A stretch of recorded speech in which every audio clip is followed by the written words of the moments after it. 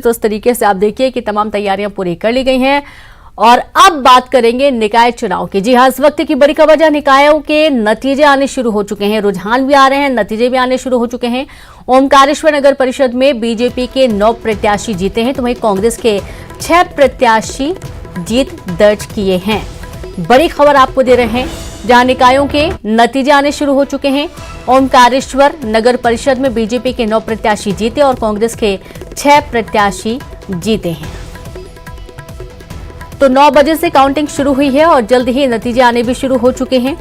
बड़ी खबर। और देखिए, 19 नगरीय निकायों में काउंटिंग है, 6 नगर पालिका चुनाव की काउंटिंग चल रही है, 13 नगर परिषद चुनाव की मतगणना हो रही है। 1144 उम्मीदवारों की किस्मत का फैसला होने जा रहा है।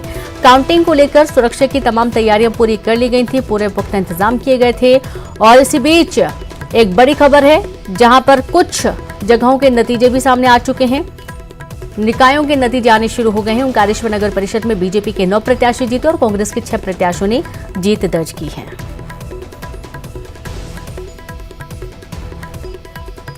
और चलिए सीधे शुरू करेंगे, संवाददाता अनुराग लाइव जुड़ गए। अनुराग, धीरे धीरे नतीजे आने भी शुरू हो चुके हैं। अभी तक रुझान देखे जा रहे थे, 1 घंटा से थोड़ा ही ज्यादा वक्त हुआ है और देखा गया है कि ओमकारेश्वर नगर परिषद में बीजेपी के 9 प्रत्याशी जीते और कांग्रेस के 6 प्रत्याशियों ने जीत दर्ज की है। अनुराग,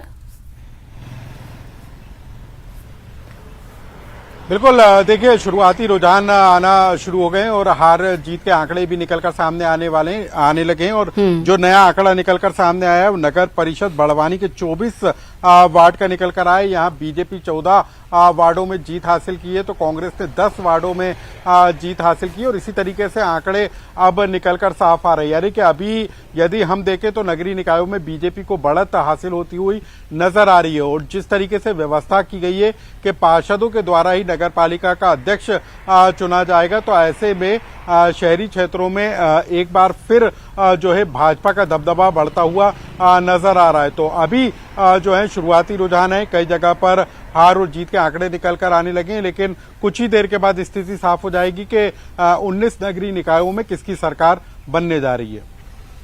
जी बिल्कुल, अब देखा ये जा रहा है कि धीरे धीरे रुझान आना भी शुरू हो चुके हैं और लगातार जो तमाम पार्टियां उन्होंने अपनी तैयारियां भी शुरू कर दी हैं जीत को लेकर। तो अलग अलग तस्वीरें भी देखने को मिल रही हैं इस दौरान। बिल्कुल, देखिए, नगरीय निकाय के चुनाव के नतीजे इसलिए भी महत्वपूर्ण है क्योंकि ये चुनाव के नतीजे आने वाले विधानसभा चुनाव पर भी अपना असर डालेंगे। और ज्यादातर नगरीय निकायों में आदिवासी बाहुल वोटर हैं, तो आदिवासियों के मन में कौन सी पार्टी और कौन से नेता टिके हुए हैं, इसकी भी तस्वीर साफ हो जाएगी। तो अब जो रुझान निकल कर आ रहे हैं, बड़वानी की हमने तस्वीर बताई, इसी तरीके से खंडवा से निकल कर आ रही है, अनूपपुर हो गया, राजगढ़ के भी नतीजे कुछ ही देर के बाद साफ हो जाएंगे। तो कुल मिलाकर कुछ ही देर के बाद तस्वीर साफ हो जाएगी कि किसका पलड़ा नगरीय निकाय चुनाव में भारी साबित होता है। जी बिल्कुल, और ये चूंकि इलेक्शन के पहले विधानसभा चुनाव है, अब देखिए कि धीरे धीरे वक्त निकलता ही जा रहा है, तमाम राजनीतिक पार्टियों के लिए भी बहुत ही खास है। इसके पहले ये जो चुनाव हो रहा है ये भी बहुत महत्वपूर्ण, क्योंकि कहीं ना कहीं जो भी इलेक्शन होते हैं अनुराग, आगे की तस्वीर को भी साफ कर देते हैं।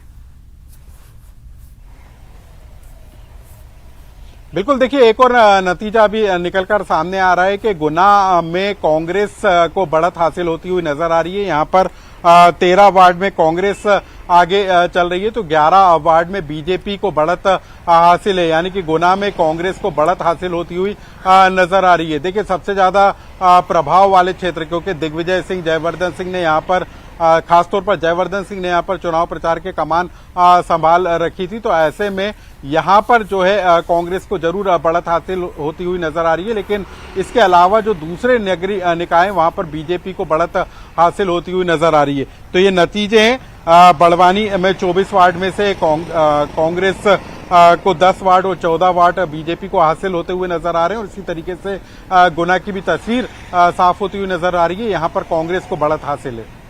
जी बिल्कुल, कांग्रेस को बढ़त हासिल है, यानी कि ये देखा जा रहा है कि कांग्रेस ने भी अच्छी खासी रफ्तार पकड़ी हुई है। अनुराग, अभी थोड़ी और इंतजार करना होगा जब तस्वीर पूरी तरीके से साफ हो जाएगी।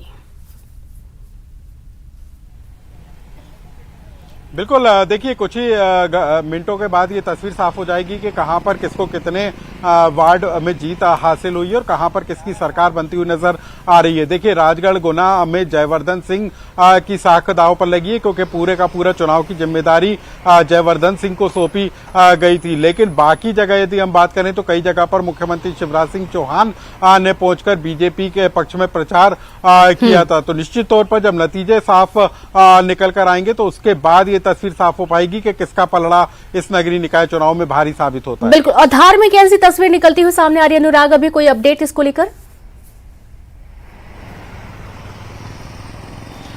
देखिए, अभी की यदि हम बात करें तो धार में सबसे ज्यादा नगरीय निकाय जहां पर चुनाव के नतीजे निकलकर आना है, यहां पर अभी काउंटिंग चल रही है और कुछ ही देर के बाद तस्वीर साफ हो पाएगी। तो ये शुरुआती रुझान है, लेकिन आधे से 1 घंटे के अंदर सभी नगरीय निकायों में स्थिति साफ हो जाएगी। जी बिल्कुल। अब राजनीतिक पार्टियों ने अपनी तैयारी भी शुरू कर दी है और कई जगहों की तो स्थिति बिल्कुल साफ भी हो चुकी है। जश्न की तस्वीरें भी धीरे धीरे आना शुरू हो जाएंगी और ये बीजेपी और कांग्रेस मुख्य तौर पर जो पार्टियां हैं इनके बीच में मुकाबला है। अब देखा यह भी जा रहा है कि दोनों ही पार्टियों के लिए एक साख का सवाल तो रहेगा ही और साथ ही ये भी कह सकते हैं कि एक तरीके से सेमीफाइनल, छोटी जगहों का ही सही लेकिन एक तरीके से एक स्थिति साफ होती हुई नजर आ रही है खुद की भी कि अभी उनको और कितना वर्क करना है या फिर यूं कहें कि और अभी कितना जनता के बीच में पहुंच के काम करने की जरूरत है। अनुराग, बिल्कुल। देखिए, एक और नतीजा राघोगढ़ के चुनाव के नतीजों के भी शुरुआती रुझान निकलकर सामने आए। यहाँ पर 20 वार्डों में कांग्रेस को बढ़त हासिल है। बीजेपी के गोपाल पटवा आगे चल रहे हैं, लेकिन 20 वार्डों में जो कांग्रेस को बढ़त हासिल है उसमें यहाँ पर साफ दिखाई दे रहा है कि राघोगढ़ में बिल्कुल बिल्कुल बिल्कुल। अनुराग, आपको रोकना चाहेंगे, आपके पास आएंगे, सीधे रुक करेंगे। बड़वानी से संवाददाता पंकज शुक्ला जुड़ गए हैं। पंकज, क्या स्थिति अभी नजर आ रही है बड़वानी में?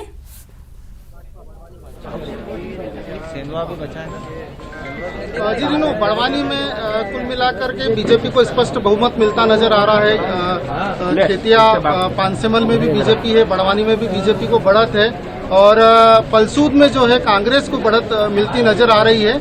और इस वक्त हमारे साथ राकेश यादव जो कि लोकसभा और राज्यसभा सांसद के वार्ड से आते हैं, इन्होंने कांग्रेस के प्रत्याशी के रूप में जीत हासिल की है। उन्हीं से बात करते हैं किस तरीके की चुनौती उनके सामने, क्योंकि दिग्गज लोग सामने थे, ऐसे में उन्होंने चुनौती दी और किस तरीके से सीट को जीता है। राकेश जी, क्या स्थिति रही चुनाव के समय में? देखिए, मेरा नाम राकेश सिंह जीवन सिंह यादव है। मैं अपने कार्यकर्ताओं का बहुत बहुत धन्यवाद देता हूं। उनकी मेहनत और मेरे वार्डवासियों ने जो मुझ पर विश्वास और आशीर्वाद व्यक्त किया, मैं उनकी उम्मीदों पर खरा उतरने का पूरा प्रयास करूँ। क्या किस तरीके की चुनौतियां मिली थी चुनाव के दौरान? चुनौतियां तो थी, सत्ता सामने थी, सत्ता के सामने चुनाव लड़ना था, लेकिन मेरा ये कहना है कि लोकतंत्र में जो है जनता ही सर्वोपरि होती है और जनता जनार्दन किसी को बनाती है तो जनता जनार्दन उसको नीचे भी उतार देती है।